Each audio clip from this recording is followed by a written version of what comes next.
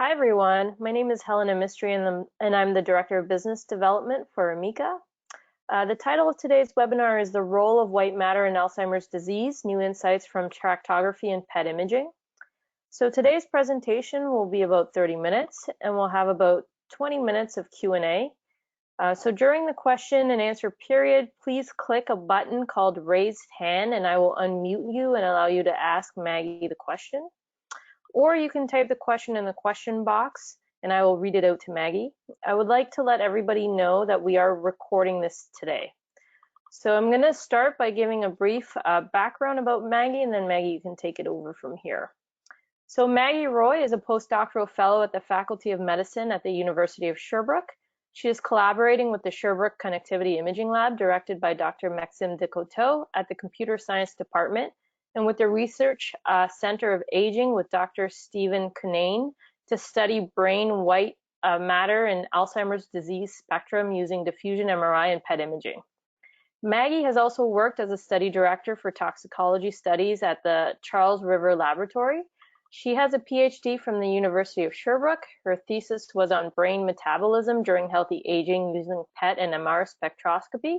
She obtained a master's degree in the biology of aging from the University Paris Descartes, and a second one in neuropharmacology from the University of Nice, Sophia Antipolis. Okay, Maggie, I'll let you take it over from here. Okay, thank you very much, Helena, for inviting me today, and thank you all for logging in.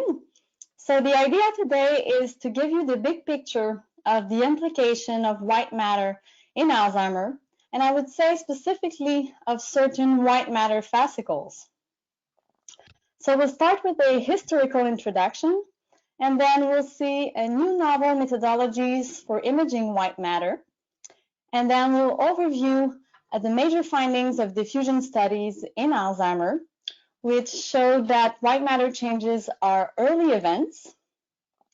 And beside white matter structure, we will see that we can measure its metabolism using PET imaging. And I will end with a very encouraging intervention study in Alzheimer. So I always like to start with this first paper that was almost 30 years ago, describing an important atrophy of the white matter in Alzheimer's patients on the right compared to controls on the left. And gray matter atrophy is also evident, especially in the medial temporal lobe. And several changes of the white matter have been identified, including demyelination, axonal loss, and microglial activation. Also, nearly 30 years ago, this important paper showed white matter atrophy in some areas in preclinical cases of Alzheimer, who did not show critical atrophy yet. So on the right, you can see the white matter volumes. The controls are the higher curve, and the preclinical cases is the lowest curve. And considering this, somehow white matter measures were never included as a potential biomarker in models of disease progression, like this one published only 4 years ago in a very high impact journal.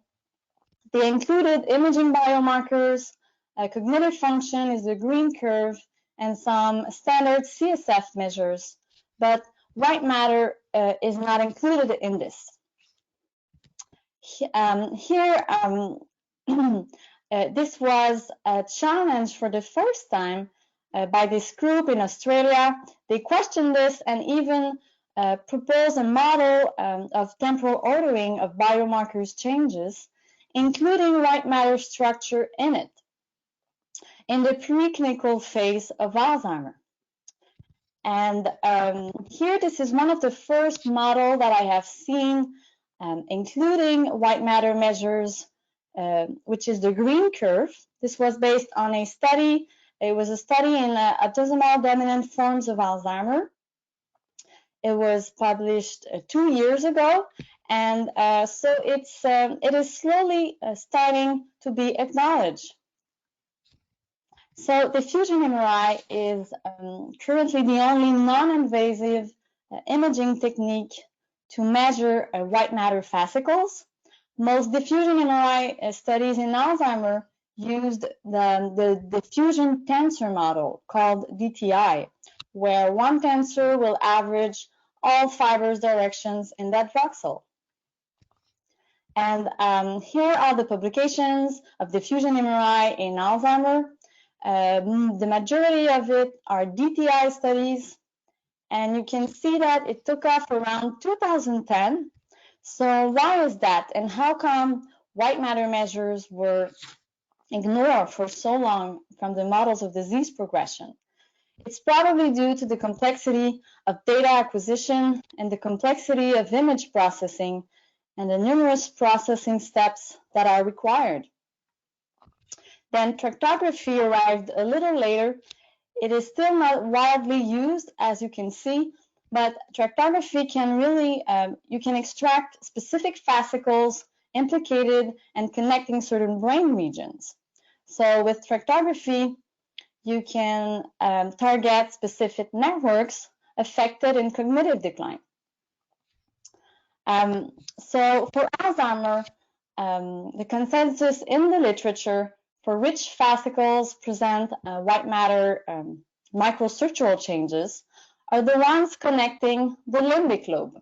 So the cingulum in red, fornix in yellow, the uncinate also in turquoise.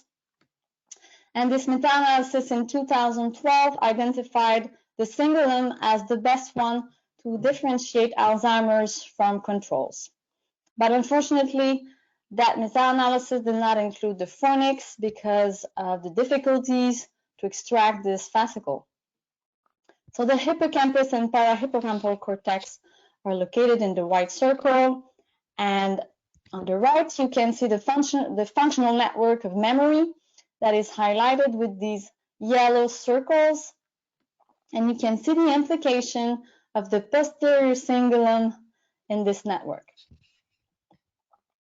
The retrogenesis model, which is widely cited now, describe the white matter regions affected in Alzheimer's disease. So first here in red are the white matter regions with the latest maturation in the brain development.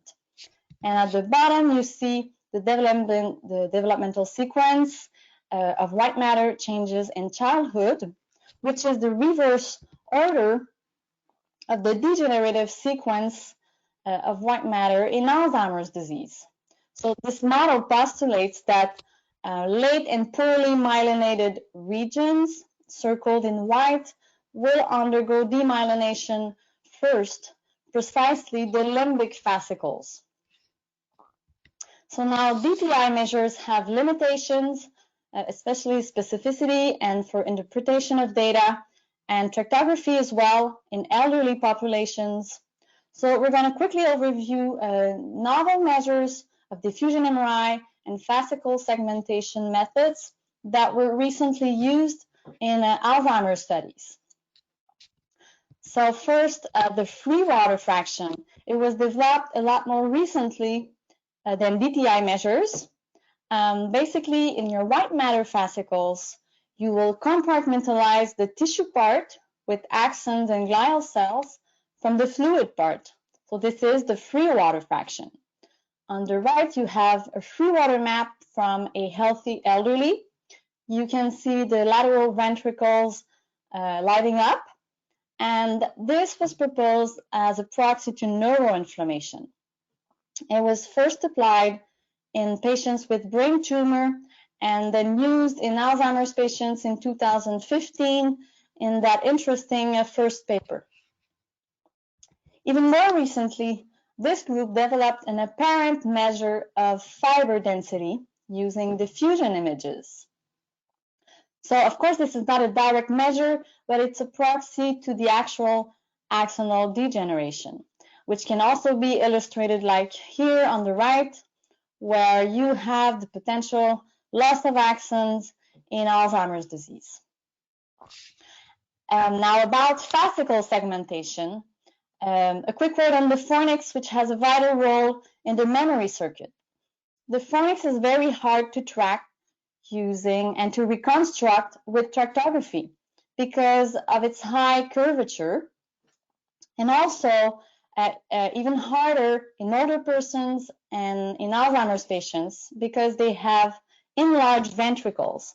So you can see it located here. So lots of contamination of the tissue of your fascicle with CSF, plus the endpoints of the fornix, the hippocampus, are quite enlarged. No, excuse me, they are quite atrophied. So when you're using standard tractography algorithm, you would get a part of the body right here, and that's about it. So really you need a dedicated approach for the fornix, like this one, where we used a T1 template. We generated an average fornix, and then we used several regions of interest that are shown here to select the appropriate fibers. And we validated this in healthy elderly and Alzheimer's patients, and you can see here a representative fornix from one elderly subject. Then finally, the cingulum.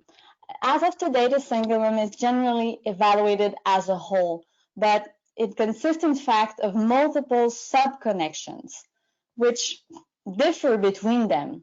So a few groups propose regrouping these short association fibers into 5 segments.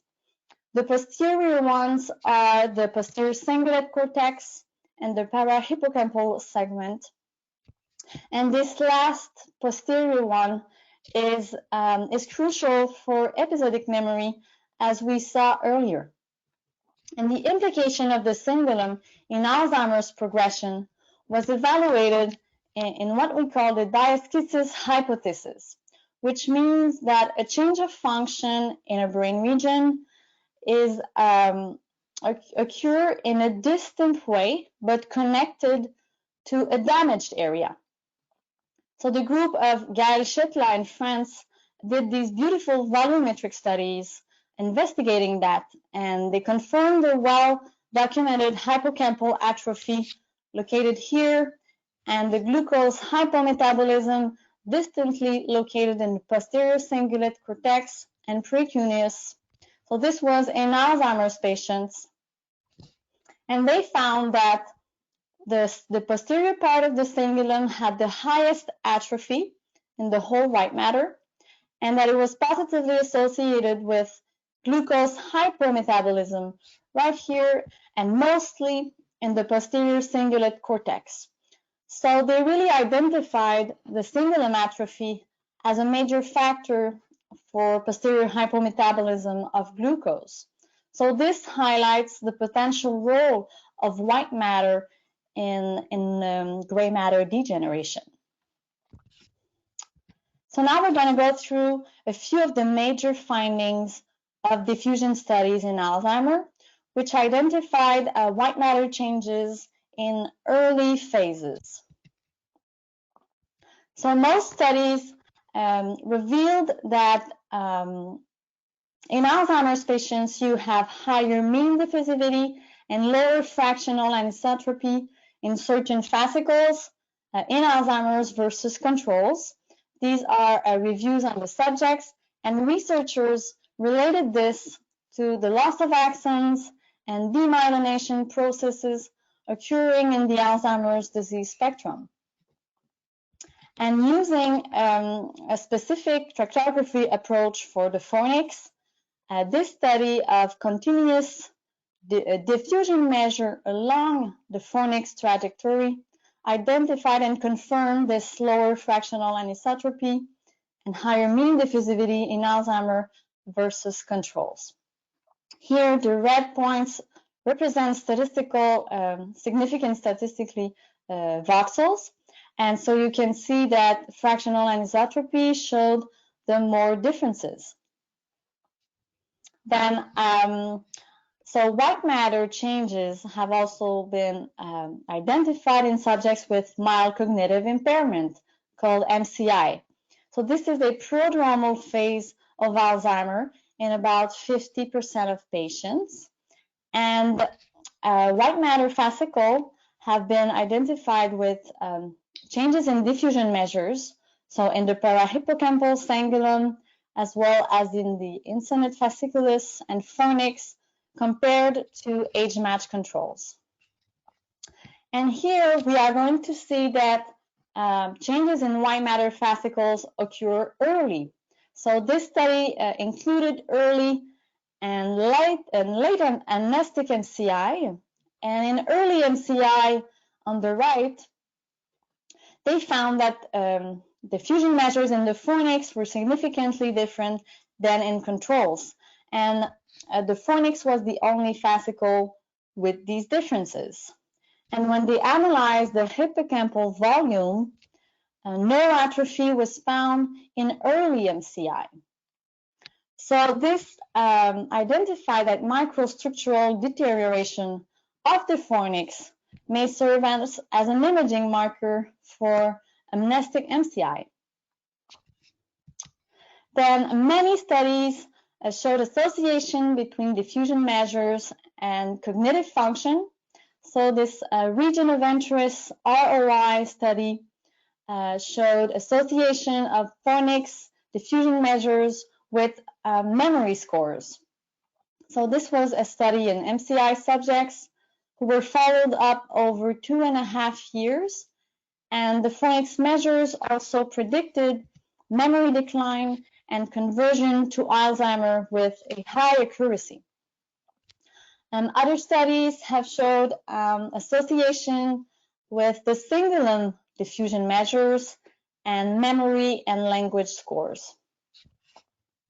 Now, if we look at cognitively normal elderly individuals, this recent publication beautifully extracted the fornix, and they showed that specific measures in the fornix were associated with aging, and that in statistical analysis, when they were controlling for fornix measures, the correlation between age and hippocampal measures disappear, and not vice versa.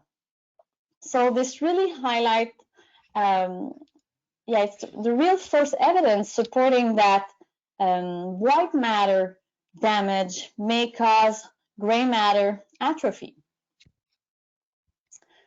And now here, this beautiful study is the first of its kind because they measured fiber density, so at the pixel level, in 11 white matter fascicles potentially affected in Alzheimer's disease, including the posterior cingulum, and a significant reduction was found in all the fascicles of interest in the Alzheimer group versus controls.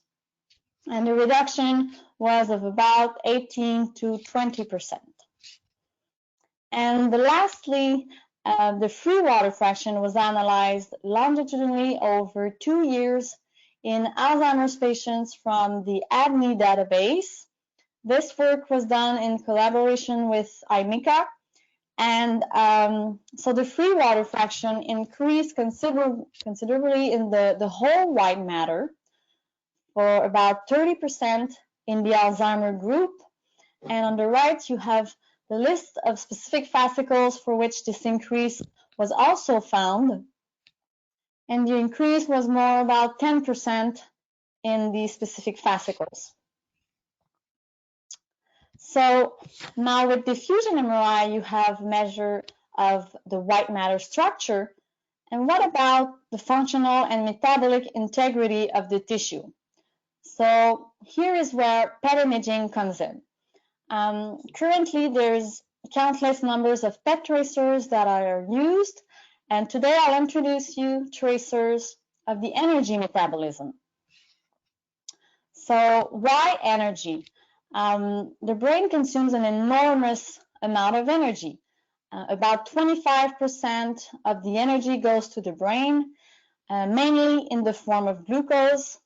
So this is measured using PET imaging with a glucose tracer. And in Alzheimer's disease, it is characterized by lower glucose uptake. So it starts normally in the posterior cingulate cortex in MCI, as we saw earlier in the presentation, and then spread to the parietal, and then later to the frontal regions in Alzheimer's disease, with a reduction of about 20% in the glucose uptake. And on the right, you can see that it's been used as a biomarker in many clinical trials. The purple curve is the glucose hypometabolism. But up until now, it's always been gray matter analysis of the glucose metabolism. And for most researchers, PET is an imaging method of gray matter. But what about white matter energy needs?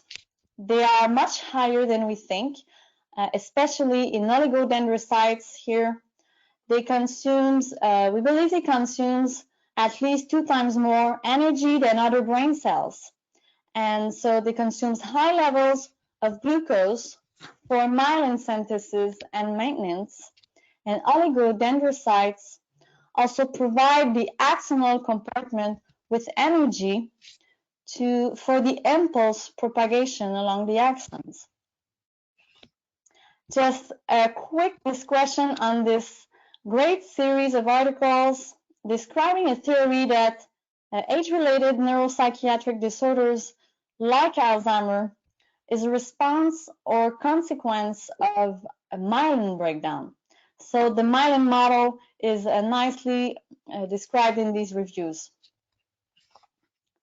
So now to evaluate the functional or metabolic integrity of white matter in Alzheimer, we combine PET data on diffusion MRI data.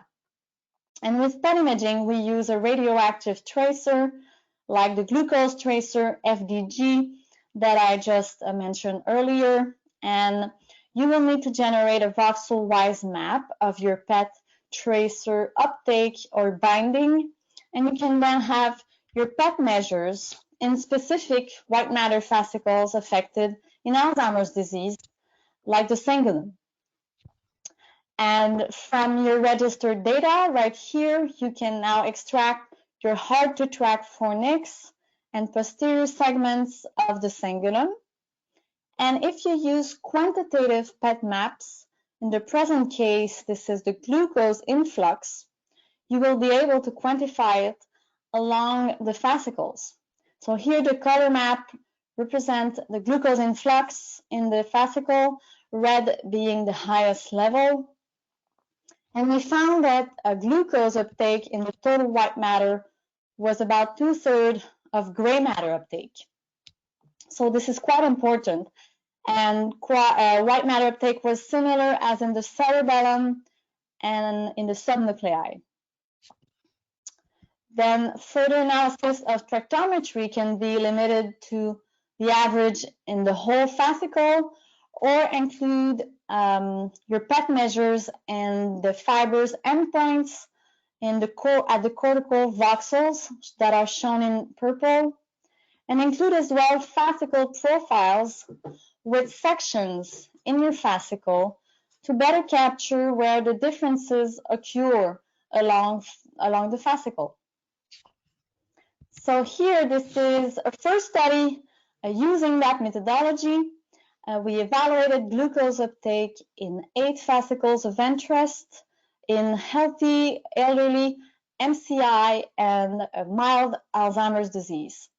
And we found that the posterior cingulate segment of the cingulum in dark blue showed about 20% lower glucose uptake in the Alzheimer group, the lower curve, and the MCI were not significant after correction for multiple comparisons.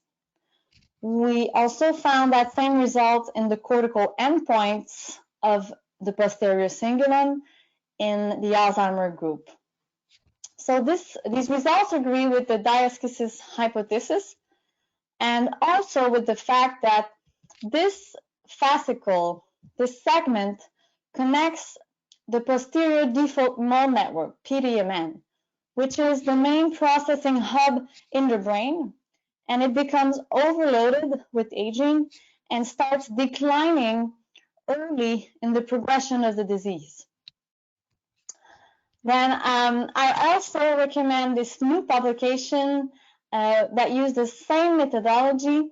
This is a group at McGill University in Montreal. They found interesting correlations of diffusion measures in the white matter and with PET, especially tau accumulation in certain fascicles, such as the onset. So to end this presentation, I will end with this very encouraging intervention in Alzheimer's disease. It was performed in Sherbrooke, and the idea of this clinical trial was to rescue the brain energy deficit with the alternative fuel to the brain, which are the ketones. So this was a 6-month randomized controlled trial called Benefic. It was conducted in MCI subjects who consumed a ketogenic drink or a placebo drink daily, and the ketone brain metabolism was measured using PET imaging before and after the supplementation, as well as cognitive assessment. And the results for cognitive scores were quite impressive. So all these domains were improved after the intervention, including episodic memory and language. And again, in the Benefic trial, we registered the PET data and diffusion data and measured the ketone uptake in the white matter. So here, fibers are colored according to their level of ketone uptake, yellow being the highest. So you can see that the ketogenic intervention improved ketone uptake in the white matter globally, and as well in specific fascicles. Here on the right, you can see the fornix. The fornix had the largest increase of ketone uptake post-intervention. And these results were submitted to AAIC Neuroscience Next virtual event. And so this increase of ketone uptake was by nearly twofold. These are the fascicles that were analyzed here on the right, and the increase of ketone uptake was found for all of them. It ranged between 150 to 220% post-intervention. So it was this change in white matter energy status associated with any improvement of cognitive scores? So the answer is yes. Processing speed composite score was strongly associated with ketone uptake. It was significant in the total white matter and also in nearly all fascicles except in the posterior cingulum. Again, this major hub that is clearly declining in MCI. So this highlights that ketones may help preserving myelin integrity at the MCI stage. So now to sum up this presentation, this question: is Alzheimer's a disease of the white matter, although ignored for a long time? The answer is pretty clear, yes, with all the imaging studies confirming what was seen almost 35 years ago now. Then, do white matter deterioration precede gray matter atrophy? Despite a few evidences presented today, this is still an open question, as well as the implication of white matter in cortical deterioration.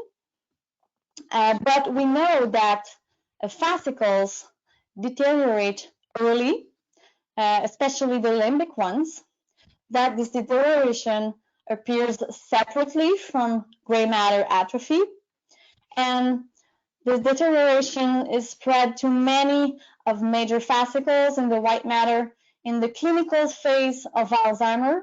So all these microstructural changes of the white matter are a potential target for the treatment of Alzheimer's disease. So before ending, I just want to take the time to thank Professor Culane at the Research Center on Aging, Professor Decoto and his team at the Computer Science Department, some collaborators at IMECA, and the PET and MRI clinical teams at the Imaging Center in Sherbrooke.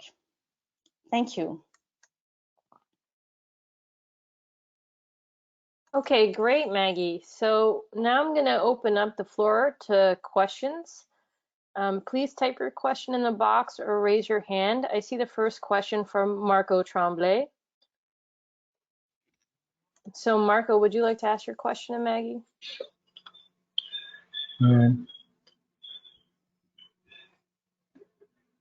Yes, you talk about giving the patient some ketone.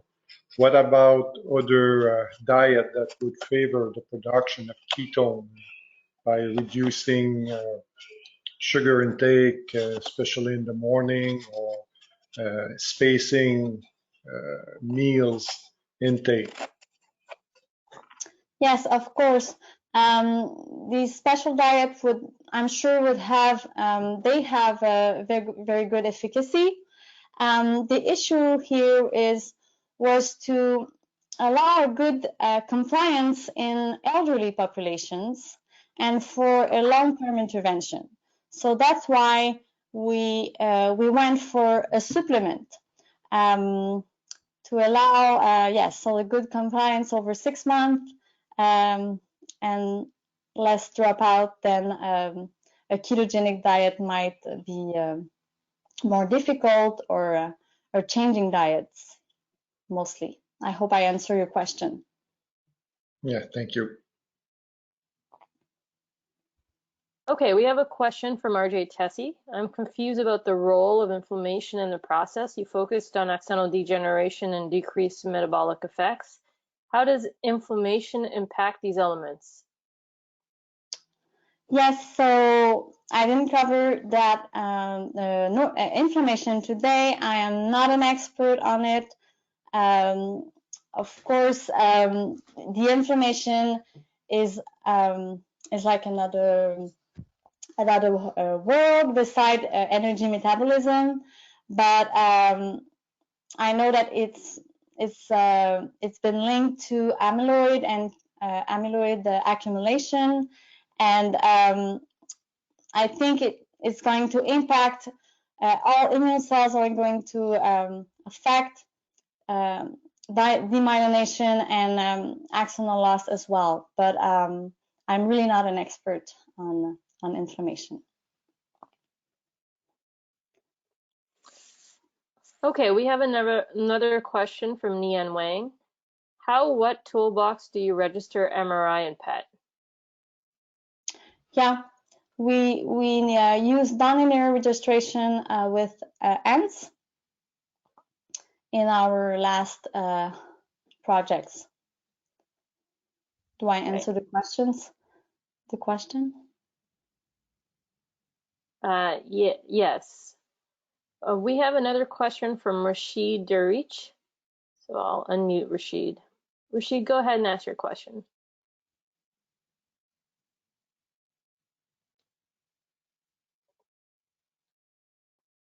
Rashid, you are unmuted. Can you hear us? Can you ask your question? If not, I'll try to come back to you and read another question. Hello? Okay, I will ask another question at this time. This question comes from Dylan Mann. Are there well-studied links between white matter deterioration and axonal transport within white matter tracts? Could such relations help explain the diastasis hypothesis? Okay, so I got the first part of the question, and so yes, the axonal transport. There are a few papers about that, especially described in the myelin model reviews that I presented to you by George Bartsoskis. He's saying that yes, aging and myelin disruption will affect this fast, I think it's the acronym, this fast axonal transport. But for further details, you might want to refer to these reviews. Okay, great. Are there any more questions? I don't see anyone else typing questions or raising their hand.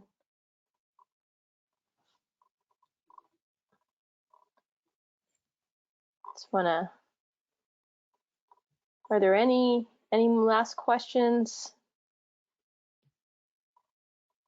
If not, I will end this webinar, but feel free to email us with any other questions. We'll follow up over email, and you'll have our information. I don't see any last questions, so I'm going to end things. Thank you all for attending our webinar today. If you have the time, please fill out our brief survey. It helps us design future webinars, and feel free to contact us with any questions. Thank you very much. Thank you, Maggie, for your wonderful presentation. Have a great day, everyone. Thank you, Helena.